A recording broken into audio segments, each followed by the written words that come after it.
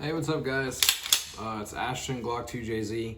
I wanted to talk about Prodigies. I see Prodigies are getting a lot more popular recently in the competition world. They've been popular on the forums. I've seen people trying to use them as an alternative to save $1,000, $2,000, up to $3,000, $4,000, $5,000 sometimes, opposed to other companies. So I've had a few now. I've had 4 Prodigies. This is my 4th one. Now I have a little bit of feedback that I can give on them. Also opposed to shooting, some of those $4,000, $5,000, $6,000, $7,000 handguns as well. So I'll go over what is done to mine first, give a little bit of feedback on it, and then I'll talk about my plans with the Prodigy and why I have one. Anyways, so this is a 5-inch Prodigy. They do sell a 4 1/4 model. This is my first 5-inch. I've had 3 of those 4 1/4s. This one is outfitted with a Atlas ignition kit. So it comes with the Atlas sear spring, hammer, disconnector, and it also comes with I believe it comes with one of the springs for your mainspring. But I didn't use that one anyways. I also bought a Atlas trigger, the short shoe for this one. It has a Trigicon SRO and A14 AOS B plate. It has a EGW slide stop and the EGW magwell. The gun's been Cerakoted in this green, looking distress kind of look. And it's been stippled, and it has a pin grip safety. So it's got some stuff done to it, right?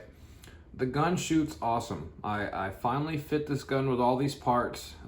You have to do a little bit of work to it to get it to where it is, but it was worth it. I took the gun out and shot it, and my first impressions were, holy moly, this gun feels really good. I have the trigger set just under 3 pounds. I haven't played with it too much on the trigger weight. I just wanted to make sure the gun was working properly before I dove more into this part of it and making sure that the gun's functioning properly. The gun feels great though.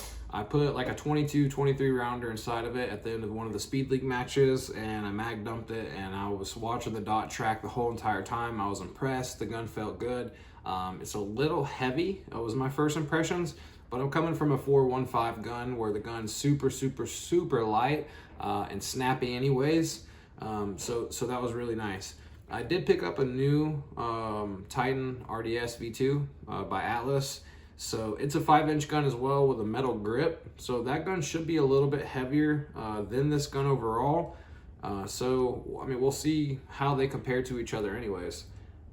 I think the 5-inch Atlas has an aluminum grip instead of a steel grip, so it's not going to be as heavy as some of these guns, like an MPA steel grip that you'll see floating around at some of these matches. But I'm excited for it. It's a cheap gun compared to some of the other firearms. It did have, some extensive work done to it, and if you don't know how to do that stuff, you're going to pay for it. You're going to have to send it off to a gunsmith and have him fit all these products to your gun, or you can just do it and learn as you go. There's plenty of videos out there for you guys to learn that stuff. If you need help, there's plenty of local gunsmiths. I can help you guys as well with these products, but it's doable.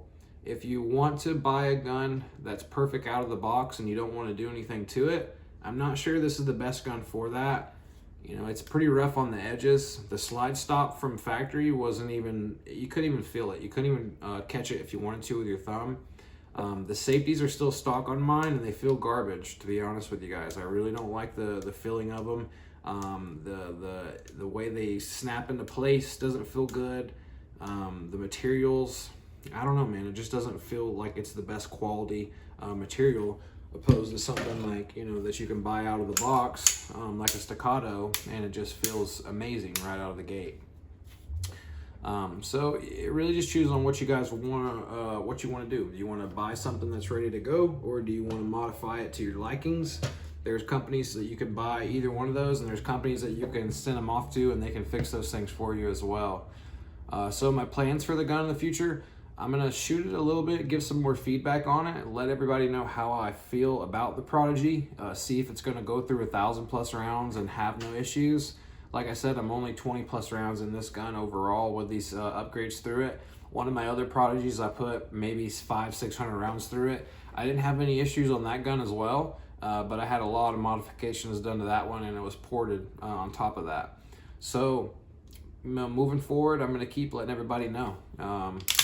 But as for right now, the gun feels really good. If any of you guys want to try it out and shoot it, it's here. It's a 5-inch Prodigy with a lot of upgrades to it, and you can make your decision based off that. So I appreciate it, guys. I hope you guys have a good weekend. I'll be at some matches this weekend, so I hope to catch you guys out there. Thanks, man.